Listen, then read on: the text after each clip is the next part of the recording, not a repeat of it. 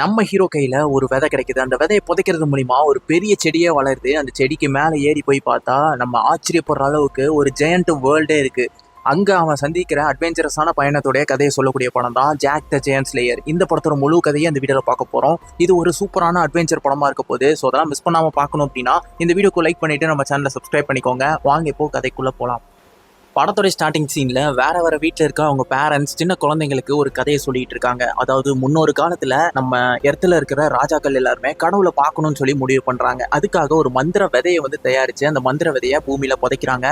So அது மூலியமா ஒரு பெரிய செடி வளருது. அந்த செடி சொர்க்கத்துக்கு வழியை காட்டும்னு சொல்லிட்டு அவங்க அந்த செடி மேல ஏறி சொர்க்கத்துக்கு போய் கடவுளை பார்க்கலாம்னு சொல்லி போறாங்க. ஆனா அவங்களுக்கு தெரியாது சொர்க்கத்துக்கும் பூமிக்கும் நடுவுல ஒரு நரகம் இருக்கு, அங்க அரக்கர்கள் வாழ்ந்துட்டு இருக்காங்கன்னு சொல்லி. அவங்க தெரியாதனமா அந்த இடத்துல போய் அரக்கர்கள் கிட்ட மாட்டிக்கிறாங்க. இப்போ அங்க இருக்கிற அரக்கர்கள் நம்ம பூமிக்கு வந்து பூமியை நாஸ்தி பண்ணிட்டு இருக்காங்க. அப்போ எரிக் அப்படின்ற ஒரு ராஜா என்ன பண்றாரு, இந்த அரக்கர்களை எப்படியாவது அழிச்சாகணும்னு சொல்லி ஒரு அரக்கனோட இதயத்தை மட்டும் எடுத்து ஒரு இதய கிரீடமே வந்து ரெடி பண்றாரு. அந்த கிரீடத்தை பார்த்து மற்ற அரக்கர்கள் எல்லாருமே பயப்பட ஆரம்பிக்கிறாங்க. ஸோ இதை வச்சு அந்த அரக்கர்கள் எல்லாத்தையுமே அந்த மேல இருக்கிற அரக்கர்கள் உலகத்திலே அடைச்சு வச்சிடுறாரு. ஸோ அப்போ அந்த அரக்கர்கள் நாங்க ஒரு நாள் இல்லை ஒரு நாள் பூமிக்கு வருவோம் அப்படின்ற மாதிரி அவங்க நினைச்சிட்டு இருக்காங்களாம். இந்த மாதிரியான கதைகளை சின்ன குழந்தைகளுக்கு அவங்க சொல்லிட்டு இருக்காங்க. அப்படியே கட் பண்ணா இப்போ நம்ம படத்தோடைய ஹீரோ காமிக்கிறாங்க. இவனோட பேர் தான் ஜாக். ஸோ இவன் தாத்தா கூட வந்துட்டு இருக்கான். அதாவது அவங்க தாத்தா அந்த மாதிரி சொல்றாங்க, நமக்கு காசு ரொம்ப முக்கியம், நீ இந்த குதிரை வண்டியை எப்படியாவது வித்துட்டு வா அப்படின்ற மாதிரி சொல்லி அனுப்பி விடுறாங்க. இவனுமே அந்த நாட்டோடைய மையப்பகுதிக்கு போயிட்டு இருக்கான். ஸோ அங்கே ஒரு நாடகம் ஓடிட்டு இருக்கு. அந்த நாடகத்தை பார்த்துட்டு இருக்கும்போது அங்கே ஒரு பொண்ணை பார்த்தீங்கன்னா அங்கே இருக்கிறவங்க எல்லாருமே ஒம்பத்துட்டு இருக்காங்க. சரி அந்த பொண்ணை காப்பாற்றலாம்னு சொல்லிட்டு அவன் பக்கத்தில் போகிறான். அப்புறம் பார்த்தா எல்லாருமே பயந்து போயிடுறாங்க. வேற யாரும் இல்லை, அந்த பொண்ணு இந்த நாட்டோட இளவரசியான். ஸோ அவங்க அதான் அந்த வீரர்கள் எல்லாமே அந்த இளவரசியை கூப்பிட்டு போயிடுறாங்க. ஸோ இவனும் அந்த இடத்த விட்டு வெளியே வந்துடுறான். இப்போ ஒரு புது கேரக்டர் காமிக்கிறாங்க. இவரோட பேரு ராட்ரிட்டோ. ஸோ இவர் அவரோட ரூம்குள்ள போறதுக்கு முன்னாடி ஒரு மாங்க் அவர் ரூம்ல இருந்து ஓடி போறாரு. இதை பார்த்துட்டு ரூம்ல என்ன ஆச்சுன்னு போய் பார்த்தா அங்க எல்லா பொருளுமே வச்ச மாதிரியே இல்லாம அங்கங்கன்னு போட்டு கிடக்கு. சரி அவரு அது இருக்கான்னு சொல்லி அந்த அவரோட ஒரு புக் எடுத்து பாக்குறாரு. உள்ள அந்த பொருளை காணோம். ஸோ அப்போதான் அந்த கிரீடத்தையும் காமிக்கிறாங்க. அந்த மாங்க்கு வெளியே போயிட்டு ஏதோ ஒன்று எடுத்துட்டு போயிருக்காரு. ஸோ அவர் எப்படியா தப்பிச்சாகணுன்ற மாதிரி பார்த்துட்டு இருக்காரு. இப்போ இந்த ராட்ரிட்டோ என்ன பண்றாரு, மற்ற சோல்ஜர்ஸ் கிட்ட இந்த மாதிரி எல்லா கதையும் அடைச்சிருங்க, அந்த மாங்கை கண்டுபிடிங்க அப்படின்ற மாதிரி ஆர்டர் போடுறாரு. இப்போ அந்த மாங்குக்கு எப்படியா தப்பிச்சாகணும், அதனால எப்படியாவது ஏதாவது குதிரை வண்டி கிடைக்குமா அப்படின்னு மாதிரி பார்த்துட்டு இருக்காரு. இதே சமயம் தான் நம்ம ஹீரோவும் குதிரை வண்டி வைக்கிறதுக்காக அந்த பக்கமா வந்துட்டு இருப்பான். ஸோ நம்ம ஹீரோ பார்த்து எனக்கு அந்த குதிரை வண்டி வேணும், என் கையில காசு கிடையாது, பட் நீ எனக்கு இதை தரையா அப்படின்ற மாதிரி கேட்க அதுக்கு ஹீரோ ஒத்துக்க மாட்டான். சரி ஓகே, இந்த விதையை வச்சுக்கோ, இது வந்து விலை மதிப்பு இல்லாதது, இதை வித்து எப்படியாவது காசு பார்த்துக்கோ, எனக்கு இந்த குதிரை வண்டியை கொடுத்துருன்னு சொல்லிட்டு அவர் பாட்டுக்கு யோசிக்கிறதுக்குள்ள அந்த வண்டி எடுத்துட்டு போயிடுறாரு. நம்ம ஹீரோக்கு என்ன பண்ணணும்னு தெரியல. அந்த விதையை எடுத்துட்டு வந்து அவங்க தாத்தா கிட்ட கொடுக்குறான். இதை பார்த்து அந்த தாத்தா, ஏன்டா வீணா போனவனே, இந்த விதைக்காகவா அவன் குதிரை வண்டியவே வித்துட்டு வந்த அப்படின்ற மாதிரி திட்ட ஆரம்பிக்கிறாரு. அவர் தட்டி விட்டதுல ஒரு விதை பார்த்தீங்கன்னா கீழே போய் விழுந்துரும் அந்த வீட்டுக்கு கீழே. ஸோ மீதி இருக்க விதையை மட்டும் நம்ம ஹீரோ எடுத்து வச்சுக்கிறான். இப்போ அப்படியே இங்க அரண்மனைக்குள்ள காமிக்கிறாங்க. அந்த ராஜா பாத்தீங்கன்னா இளவரசி கிட்ட இந்த மாதிரி திட்ட ஆரம்பிக்கிறாங்க. உன்னை எத்தனை வாட்டி சொல்லியிருக்கேன் இந்த மாதிரி வெளியே போக கூடாது அப்படின்ற மாதிரி திட்டிட்டு இருக்காரு. இளவரசிக்கு இந்த மாதிரி வெளியே போய் அட்வென்ச்சரா பண்ணணும் அப்படின்றது ரொம்பவே ஆசை. அதனாலதான் அப்படி போயிட்டே இருப்பாங்க. அந்த இடத்துல தான் நம்ம ராட்ரிட்டோவும் இருக்காரு. இப்போ என்ன பண்றாங்க, அவர் சொன்னதெல்லாமே கேட்காம அன்னைக்கு நைட்டு நம்ம இளவரசி வெளியே போறான். ஆனா அந்த நேரம் மழை வேற பயங்கரமா அடிக்க ஆரம்பிக்குது. இப்போ என்ன பண்றதுன்னு தெரியாம இருக்கும்போது தான் ஒரு வீட்டு பக்கமா ஒதுங்குறாங்க. அது நம்ம ஜாக்கோட வீடு தான். ஸோ உள்ள போயிட்டு நம்ம ஜாக் கிட்ட பேச ஆரம்பிக்கிறாங்க. ஜாக்குமே காலையில நடந்த விஷயத்த எல்லாமே சொல்றான். அதாவது இந்த மாதிரி இளவரசியை காப்பாற்ற வந்ததுன்னு. ஸோ அவனுக்குமே தெரிஞ்சு போச்சு இவங்க இளவரசி தான் சொல்லிட்டு. அப்போ ஒரு புக்கை வந்து இளவரசி கிட்ட கொடுக்குறான். அந்த புக்கு வந்து ஜெயண்ட் புக்கு. ஸோ இவங்க இப்படி பேசிட்டு இருக்கும்போது மேல மழை பெஞ்சதுல அந்த தண்ணி பாத்தீங்கன்னா கீழே அந்த தரையில வந்து விழுகும். அந்த தண்ணி விழுகிற இடம் தான் இதுக்கு முன்னாடி வந்து விதை விழுந்திருக்கும். ஸோ அந்த விதை மேல தண்ணி பட்ட உடனே அந்த விதை பயங்கரமா வளர ஆரம்பிக்குது. அதுல நம்ம ஹீரோ வந்து அடிச்சு தூக்கி போடப்படுறாரு. ஆனா அந்த இளவரசி இசபெல் இருக்காங்கல்ல, அவங்க மட்டும் செடி மேல இருந்ததுனால அந்த செடி அப்படியே அவங்கள மேல தூக்கிட்டு போயிடுது. நம்ம ஹீரோவும் எப்படியோ காப்பாத்த ட்ரை பண்றான். ஆனா அங்க இருந்து அந்த செடி மேல இருந்து கீழே விழுந்துடுறான். ஸோ அடுத்த நாள் காலையில இளவரசியை தேடிட்டு அரண்மனையில இருக்கிற ராஜா மந்திரி வீரர்கள் எல்லாருமே நம்ம ஹீரோட வீட்டு முன்னாடி வந்துடுறாங்க. என்ன நடந்துச்சு, இளவரசி எங்க அப்படின்ற மாதிரி ஹீரோ கிட்ட கேட்க ஹீரோ நடந்த விஷயம் எல்லாத்தையுமே சொல்றான். இந்த மாதிரி இந்த விதையை போட்டதுனாலதான் செடியா முளைச்சு அந்த செடி இளவரசியை மேல தூக்கிட்டு போயிடுச்சு அப்படின்ற மாதிரி சொல்றான். சரின்ட்டு அந்த ராஜா என்ன பண்றாரு, நீங்க எல்லாருமே இளவரசியா போய் கூட்டுவாங்க அப்படின்ற மாதிரி ஒரு உத்தரவு போடுறாரு. இதுக்கு ராட்ரிட்டோவும் நானும் வரேன் அப்படின்ற மாதிரி சொல்ல நம்ம ஹீரோவும் நானும் வரேன்னு சொல்லிட்டு இப்போ எல்லாருமே அந்த செடிக்கு மேல ஏற ஆரம்பிக்கிறாங்க. ராத்திரி பகலும்னு பார்க்காம மேல ஏறிக்கிட்டே இருக்காங்க. அப்போ ஒரு சோல்ஜர் மேல ஒரு இடி வந்து விழுந்துருது. அந்த இடி விழுந்ததுல அவன் கீழே விழுக எல்லாரோட கால்லயுமே வந்து கீழே விழுகாம இருக்கிறதுக்காக கயிறு கட்டியிருப்பாங்க.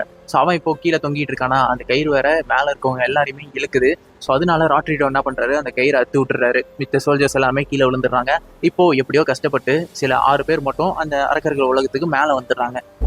மேலே ஏறி நடந்து போயிட்டு இருக்கும்போது ராட்ரிடோ நம்ம ஹீரோ கிட்ட வந்துட்டு அந்த விதையெல்லாம் எங்கே வச்சிருக்கா, அதை ஒழுங்கு மரியாதை என்கிட்ட கொடுத்துரு அப்படின்னு மாதிரி கேட்குறாரு. அதாவது அங்கே இருக்கிற யாருக்குமே அந்த விதையை பற்றி தெரியல, ராட்ரிடோக்கு மட்டும்தான் தெரிஞ்சிருக்கு. இதை பற்றி நீ யார்கிட்டயுமே சொல்லக்கூடாது அப்படின்னு சொல்லி விதையும் வாங்கி வச்சுக்கிறாரு. ஆனால் நம்ம ஹீரோ தெளிவாக ஒரே ஒரு விதையை மட்டும் அவனோட டாலரில் வந்து மறைச்சு வச்சுக்கிறான். இப்போ இவங்க போயிட்டு இருக்காங்கல்ல, அதுல பாத்தீங்கன்னா நம்ம ஹீரோயின் அதான் இளவரசி வந்து போன இடம் எல்லாத்தையுமே மார்க் பண்ணி வச்சுட்டு போயிருப்பா. ஸோ அதை வந்து அந்த படை தளபதி ஒருத்தர் இருப்பாரு. ஸோ அவரு பார்த்துருவாரு. இப்போ எல்லாம் ரெண்டு பக்கமா பிரிஞ்சு தேட ஆரம்பிக்கிறாங்க. நம்ம தளபதி கூட ஹீரோவும் சில பேரும் போறாங்க. அப்படி போயிட்டு இருக்கும்போது நம்ம ஹீரோவும் இன்னொருத்தரும் ஒரு ட்ராப்ல மாட்டிட்டு வலையில வந்து மாட்டிக்கிறாங்க. ஸோ அதை வந்து அந்த இடத்துல தளபதி வந்து கயிறை வந்து வெட்டி விடுறாரு, கீழே விழுந்துடுறாங்க. அப்போ அந்த இடத்துல பெரிய அதிர்வு ஏற்படுது. என்னன்னு பார்த்தா அந்த இடத்துல ஒரு பெரிய ஜெயண்ட் அங்க வந்துட்டு இருக்கு. அதை பார்த்தோன்னே நம்ம தளபதியும் இன்னொரு சோல்ஜருமே வந்து மரத்துக்கு பின்னாடி ஒழிஞ்சிடறாங்க. ஆனா நம்ம ஹீரோ என்ன பண்றதுன்னு தெரியாம தண்ணியில மூழ்குற மாதிரி ஆக்ட் பண்ணிட்டு இருக்கான். அங்க வந்து அந்த ஜெயண்ட் ஒரு ஆட்டை கடிச்சு சாப்பிட்டுட்டு இருக்கோம். அப்புறம் அங்க மனுஷங்க இருக்கிறத அது ஸ்மெல் பண்ணிடுது. அப்போ அந்த மரத்துக்கு பின்னாடி இருந்த அந்த 2 பேரையுமே தூக்கிட்டு போயிடுது, அதாவது அந்த தளபதியும் சோல்ஜரையுமே.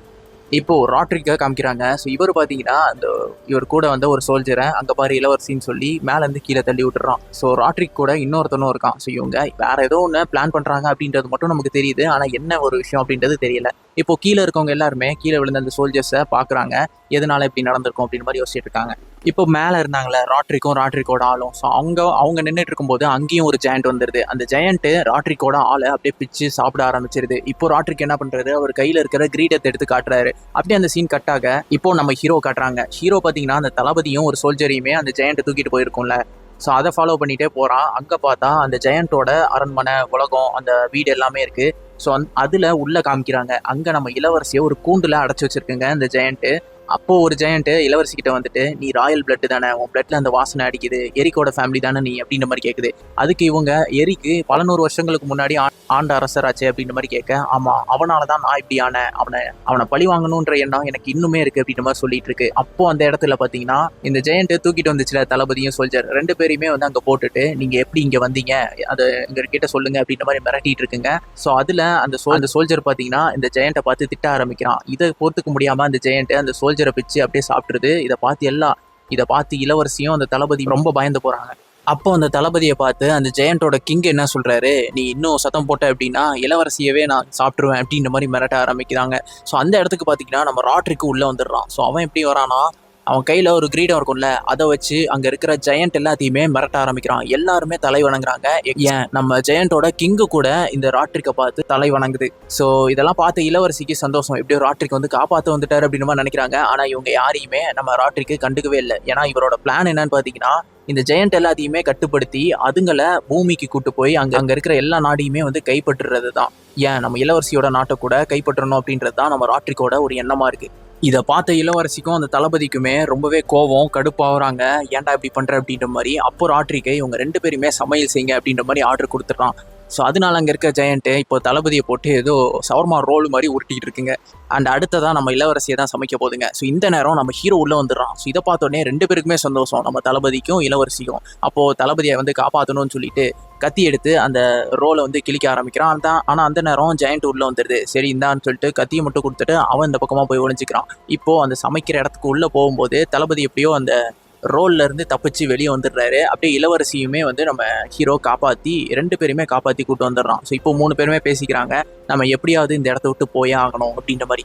சரின்ட்டு அங்கேருந்து அவங்க வெளியே கிளம்பிடுறாங்க. இப்போ ராட்ரிக் என்ன பண்ணுறாரு, இவங்க தப்பிச்சு போனது தெரிஞ்சோடனே இவங்க எப்படியாவது அந்த விதை இருக்கிற இடத்துக்கு தான் போவாங்க, கீழே போகணுன்னு தான் ட்ரை பண்ணுவாங்க. ஸோ அதனால ஒரு கார்டை செலக்ட் பண்ணி அந்த இடத்துல நீங்கள் பாதுகாப்புக்கு நிற்கணும், அவங்க வந்தாங்க அப்படின்னா அவங்கள பிடிச்சி கொண்டு வாங்க அப்படின்னு மாதிரி சொல்லி ஆர்டர் பண்ணுறான். சரின்ட்டு அந்த இடத்துல அதான் இப்போ 3 பேருமே கரெக்டாக அந்த இடத்துக்கு போகிறாங்க. அங்கே ஒரு ஜெயண்ட்டு அங்கே யாரையும் தப்பிக்க விடாமல் இருக்கிறதுக்காக அங்கே தூங்கிட்டு இருக்கு. ஸோ இதை பார்த்து நம்ம ஜாக்கு ஒரு ஐடியா பண்ணுறான். பக்கத்தில் ஒரு தேன் கூடு இருக்கும். ஸோ அதை எடுத்துகிட்டு வந்து அதோட மண்டை ஹெல்மெட்டில் வந்து போட்டு விட்டுட்டு அப்படியே மூடி விட்டுறான். ஸோ இதுக்கப்புறம் என்ன நடக்குது, அந்த ஜெயண்டோட தலையில் அந்த தேனி வந்து கடிக்க ஆரம்பிக்குது. இது அங்கிட்டும் இங்கிட்டும் ஓடி கீழே விழுந்துருது அந்த ஜெயண்ட். இப்போது நம்ம எப்படியாவது கீழே இறங்கிடலாம் அப்படின்னு சொல்லிட்டு அவங்க இறங்க போகிறாங்க. ஆனால் அந்த நேரம் அந்த தளபதி என்ன சொல்கிறாரு, இங்கே பாரு ஜாக், நீ வந்து இளவரசியை கூப்பிட்டு கீழே போயிடு, எனக்கு இங்கே முடிக்க வேண்டிய வேலை வந்து நிறைய இருக்குது. ஏன்னா ராட்ரிக் வந்து நம்ம நாட்டுக்கு ரொம்பவே துரோகம் பண்ணிட்டான். ஸோ அவனை வந்து நான் எப்படியாவது பழி வாங்கணும் அப்படின்னு சொல்லிட்டு அவர் ஒரு விஷயத்த சொல்கிறாரு.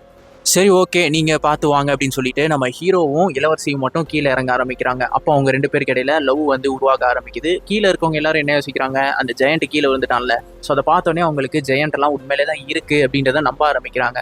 ஸோ அதனால இளவரசியே மேலே மாட்டிக்கிட்டு இருந்தாலும் நம்மளோட உயிர் தான் முக்கியம்னு சொல்லிட்டு அந்த செடி இருக்குல்ல அதை வந்து வெட்ட ஆரம்பிக்கிறாங்க. ஆனால் மேலே என்ன நடக்குது, நம்ம ராட்ரிக்கு ஒரு பெரிய படையவே கூட்டிட்டு கீழே இறங்குறதுக்காக வந்துட்டு இருக்கான். ஆனால் அந்த நேரம் அந்த படைத்தளபதி நம்ம ராட்ரிக்கை போட்டு அடிக்க ஆரம்பிக்கிறாரு. 2 பேருக்கு இடையில பயங்கரமா சண்டை நடக்குது. அந்த ஜெயண்ட் எதுவுமே இன்டர்ஃபியரே ஆகாம என்னதான் நடக்குது அப்படின்றத பாக்குறதுக்காக நின்றுட்டு இருக்குங்க. இவங்க 2 பேரும் சண்டை போட்டதுல நம்ம படை தளபதியை ராட்ரிக்கு வந்து கொன்னுடுறான். ஸோ அவன் கையில இருக்கிற பீன்ஸுமே கீழே விழுந்துருது. இப்போ அவனோட கிரீடம் விழுந்திருக்கும்ல, அந்த கிரீடத்தை ஒரு ஜெயண்ட் எடுத்து வச்சுட்டு, நான் தான் இனிமே இங்க ராஜா, உங்க எல்லாருக்குமே நான் தான் ராஜா, நான் சொல்றதை கேளுங்க, நம்ம இப்போ கீழே போய் எல்லாத்தையும் ஆட்சி பண்ணலாம் அப்படின்ற மாதிரி சொல்லி அது ஒரு பெரிய கூட்டத்தையே கூட்டுது. ஆனா இதுங்க ரெடி ஆயிட்டு இருந்தா அந்த வேறு பாத்தீங்கன்னா கீழே விழ ஆரம்பிக்குது. அதுல நம்ம படை தளபதி அவர் இன்னும் சாகல, உயிரோட தான் இருந்திருக்காரு. ஸோ அவருமே வந்து அந்த வேரை பிடிச்சிட்டு கீழே வர ஆரம்பிக்கிறாரு. அப்படியே கரெக்டாக அரண்மனைக்கு பக்கத்தில் ஒரு தண்ணி இருக்கும், அதில் போய் விழுந்துடுறாரு. நம்ம ஹீரோவும் ஹீரோயின் அதான் இளவரசி 2 பேருமே வந்து இன்னொரு பக்கமாக சேஃபாக லேண்ட் ஆயிடுறாங்க. அந்த விதையுமே கீழே விழுந்ததுனால மேலே இருக்கிற அரக்கர்கள் யாராலையுமே கீழே வர முடியாமல் போயிடுச்சு. ஸோ அவங்களோட பிளான் எல்லாமே இப்போ வேஸ்ட்டு. இப்போ கீழே அரசர்கிட்டையும் இளவரசி போயிடுறாங்க. ஸோ இப்போ நம்ம ஹீரோவை யாருமே கண்டுக்கல, அவங்க கிட்ட கொஞ்சம் காசை மட்டும் கொடுத்து அனுப்பி விட்டுறாங்க. ஆனால் நம்ம எலிசபெல் இருக்கால, அவள் வந்து நம்ம ஹீரோவை லவ் பண்ணுறான், ஆனால் வெளியே சொல்லிக்கல.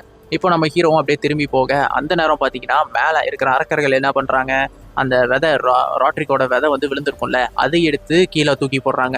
ஸோ அந்த விதை முளைச்சி தண்ணியில் பட்டு அப்படியே கீழே பூமியை நோக்கி வந்துட்டு இருக்கு. ஸோ இது மூலியமா அந்த அரக்கர்கள் கீழே வர போறாங்க. இந்த விஷயத்த நம்ம ஹீரோ பார்த்துட்டு உங்களுக்குலாம் எச்சரிக்கலாம்னு சொல்லி ஓடுறான். ஆனால் அதுக்குள்ள அந்த அரக்கர்கள் இவங்களை துரத்திட்டு வர ஆரம்பிச்சிடுறாங்க. இப்போ எல்லாருமே குதிரையில ஏறிட்டு அந்த அரண்மனையை நோக்கி போயிட்டு இருக்காங்க. ஆனால் படை தளபதி ஆல்ரெடி அரண்மனைக்கு போனார்ல, ஸோ அவர் ஒரு பெரிய படையவே திரட்டிட்டு அந்த அரண்மனையில இருந்து சுத்தியுமே ஒரு தண்ணி இருக்கும். ஸோ அதுல வந்து எண்ணெயை ஊற்றி விடுறாரு. ஏன்னா அந்த அரக்கர்கள் வந்தா அந்த எண்ணெயில வலிக்கு கீழே விழுந்துருவாங்க அப்படின்றதுக்காக. ஸோ அதே மாதிரியே இப்போ எல்லாருமே வந்துடுறாங்க. கடைசியா நம்ம ஹீரோ குதிரையில அந்த அரண்மனைக்குள்ள என்ட்ரி ஆயிடுறான். ஸோ கதவை பூட்ட போற நேரத்துல அங்க ஒரு அரக்கம் மட்டும் வந்துடுறான். ஸோ அவனையும் எப்படியோ தள்ளி விட அந்த தண்ணியில போய் விழுந்துடுறான். ஸோ இதை பார்த்த மற்ற அரக்கர்களும் அவங்க அவ்வளவுதான் செத்துட்டான், இதுக்கப்புறம் நான் தான் ராஜா அப்படின்னு சொல்லிட்டு நான் சொல்றதை நீங்க கேளுங்க அப்படின்ற மாதிரி இன்னொரு ஜெயண்ட் வந்து சொல்ல ஆரம்பிக்குது. அதுக்கப்புறமா உள்ள போகணும் அப்படின்றதுக்காக பக்கத்துல கிடைக்கிற மரம் எல்லாத்தையுமே எடுத்து அந்த அரண்மனையோட கதவு மேல எரிய ஆரம்பிக்குதுங்க. உள்ள இருக்கிற நம்ம ராஜா என்ன பண்றாரு, ஜாக்கு கிட்ட நீ இளவரசியை கூட்டிட்டு அரண்மனைக்குள்ள போ, அங்க ஒரு இடம் இருக்கு, அங்க போய் சேஃபா இருங்க அப்படின்ற மாதிரி சொல்றாரு.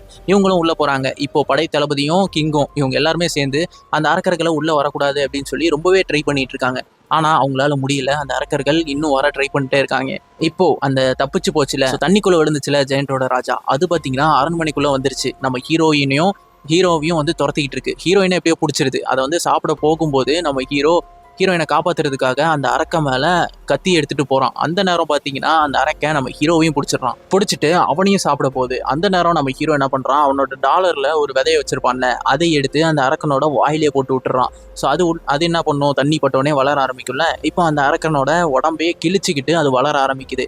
இப்போ வெளியே அந்த அரக்கர்கள் எல்லாமே அரண்மனையோட கோட்டை சோவருக்குள்ள வந்துருதுங்க. ஸோ இப்போ ராஜாவும் அந்த படைத்தளபதியும் அவ்வளவுதான், நம்ம செத்தோம் அப்படின்ற மாதிரி நினைச்சிட்டு இருக்கும்போது அந்த அரக்கர்கள் எல்லாமே அந்த வளர்ற செடியை பார்த்துட்டு மண்டியிட ஆரம்பிக்குதுங்க. எதரா மண்டியிடுது, எதை பார்த்து பயப்படுது அப்படின்னு பார்த்தா அந்த பக்கமா நம்ம ஹீரோ பயங்கரமா கெத்தா அந்த கிரீடத்தை அவனோட தலையில போட்டுட்டு நடந்து வந்துட்டு இருக்கான். இதுங்க எல்லாமே அந்த கிரீடத்துக்கு பயந்து வணங்க ஆரம்பிக்குதுங்க. இப்போ நம்ம இசபெலும் நம்ம ஹீரோட கையை பிடிச்சிக்கிறா. இதை பார்த்த அந்த ராஜா பாத்தீங்கன்னா, ஆஹா நம்மளோட நாட்டுக்கு அடுத்த ராஜா கிடைச்சிட்டான்டா அப்படின்னு மாதிரி சந்தோஷப்படுறாரு. இப்போ அந்த கிரீடத்தை வச்சு நம்ம ஹீரோவும் அந்த அரக்கர்கள் எல்லாத்தையுமே அரக்கர்களோட உலகத்துக்கே அனுப்பி வச்சிடறான். இதுக்கப்புறம் இங்க வர முடியாத மாதிரி பண்ணிடுறான். ஸோ இந்த கதை எல்லாத்தையுமே நம்ம ஹீரோவும் ஹீரோயினும் அவங்களோட குழந்தைங்களுக்கு சொல்லிட்டு இருக்காங்க. அப்போ அவங்க குழந்தைங்க அந்த கிரீடத்துக்கு என்னதான் ஆச்சு அப்படின்ற மாதிரி கேட்குறாங்க. அப்போ நம்ம ஹீரோ சொல்றாரு, இந்த கிரீடம் பல விதமா மாறி இப்போ வேற ஒரு வடிவத்துல இருக்கு அப்படின்ற மாதிரி சொல்லி முடிக்கிறாரு. நமக்கு என்ன காட்டுறாங்கன்னா, அந்த கிரீடம் படிப்படியா மாறி இப்போ ஏதோ ஒரு மியூசியத்துல அதை வச்சிருக்காங்க அப்படின்ற மாதிரி காட்டியிருக்காங்க. ஸோ இப்போ என்ன பண்றான், ஸோ அந்த மியூசியத்தில் அந்த கிரீடத்தை பார்க்கறதுக்கு ஒரு பையன் வந்து நிற்கிறான். அவன் பார்க்கறதுக்கு நம்ம ராட்ரிக் மாதிரியே இருக்கான். ஸோ அந்த இடத்துலயே இந்த படத்தையும் முடிக்கிறாங்க. ஸோ இந்த கதை எப்படி இருந்துச்சு அப்படின்ற உங்களுடைய கருத்துக்களை கமெண்ட்ல சொல்லுங்க. உண்மையிலே நல்லா இருக்கும்னு நினைக்கிறேன். ஏன்னா இந்த மாதிரி கதைகளை வந்து நம்ம நிறைய புக்கில் படிச்சிருப்போம். ஸோ இந்த கதையவே நம்ம படிச்சிருப்போம். ஸோ இந்த படத்தை கூட அதிக பேர் பார்த்துருக்க வாய்ப்பு இருக்கு. பட் எனக்கு இந்த படத்தை இப்போ போடணும்னு தோணுச்சு. ஏன்னா ஒரு நல்ல ஃபீல் குட் மூவியா இந்த படம் இருக்கும். ஸோ எத்தனை பேர் இந்த படத்தை பார்த்து நல்லா என்ஜாய் பண்ணீங்க அப்படின்றத கமெண்ட்டை சொல்லுங்க. அடுத்த ஒரு இன்ட்ரெஸ்டிங்கான மூவில வந்து உங்களை சந்திக்கிறேன். Until then signing off.